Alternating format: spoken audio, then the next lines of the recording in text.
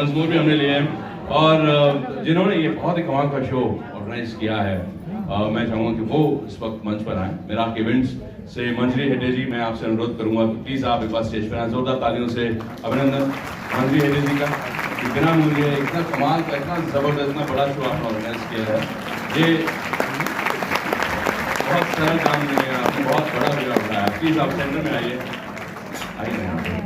और मेरा इवेंट से मंजरी हेडे जी यहाँ पर हैं और जीवन कहानी से प्रसाद माटका जी को मैं मंच बुलाना चाहूंगा। प्रसाद जी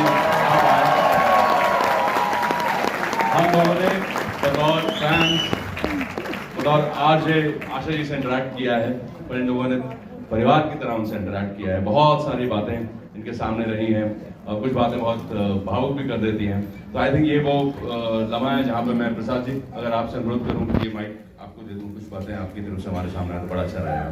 ओवर टू प्रसाद माटका जी।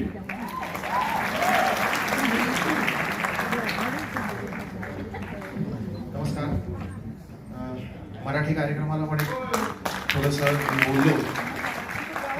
अशा त्यांच्या गाण्याविषयी तर काय मी बोलणार नाही, एवढी लायकी नाही माझी. आपल्याबरोबर आपण फक्त ऐकत राहू मरेपर्यंत. पण आशाताई माणूस म्हणून किती मोठ्या होत्या ना, त्याचे मी एकच उदाहरण तुम्हाला देतो.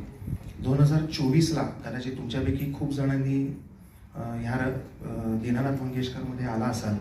स्वरस्वामिनी आशा भोसले नावाचं आम्ही त्यांच्या 90 वर्ष कंप्लीट झालं. त्यानिमित्ताने मी, मंजिरी आणि आम्हाला आशिषजीने खूप सपोर्ट केला होता. असं आम्ही तिघांनी मिळून एक पुस्तक केलं होतं. माननीय मोहनजी भागवत यांच्या हस्ते ते रिलीज झालं होतं आणि ते 28 जूनला होतं पुस्तक प्रकाशन सोहळा. आणि 20 जूनला माझी थोडीशी तब्येत बिघडली. मला हॉस्पिटलमध्ये ॲडमिट केलं गेलं आणि रोज मला अशातही फोन करायचे सकाळ दुपार की अरे कुठपर्यंत आलं पुस्तक, तू याचा इंटरव्ह्यू घेतलास का, अरे तू जॅकीचा इंटरव्ह्यू घेतलास का, तू नितीन शंकरचा इंटरव्ह्यू घेतलास का, असं ते सगळे मला सांगायचं. हो तो खूप छान बोलला म्हणजे मी त्यांना नेहमी 1-2 दिवसानंतर मी त्यांना अपडेट करायचो. आणि अचानक 20 तारखेला माझी तब्येत बरी नाही झाली. मला आशिषजी आणि अमयने लीलावती हॉस्पिटलमध्ये ॲडमिट केलं. माझी एन्जिओग्राफी झाली. नशिबाने काही निघालं नाही. पण मी 8 दिवस आशाताईंच्या संपर्कात नव्हतो.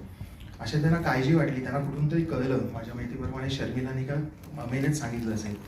मी हॉस्पिटलमधनं डिस्चार्ज होऊन घरी आलो आणि आराम करत होतो. सांगपणे 24 तारीख वगैरे असेल, 24 किंवा 25 आणि 28 तारखेला कार्यक्रम होता. आणि दुपारी 2 वाजता मी झोपलो असताना बेल वाजली आणि शर्मिलाने दार उघडलं तर साक्षात आशाताई समोर होते. आणि कुठे प्रसाद असं करत करत त्या डायरेक्ट बेडरूममध्ये आल्या. मला उठवलं, चाल काय वय वर्ष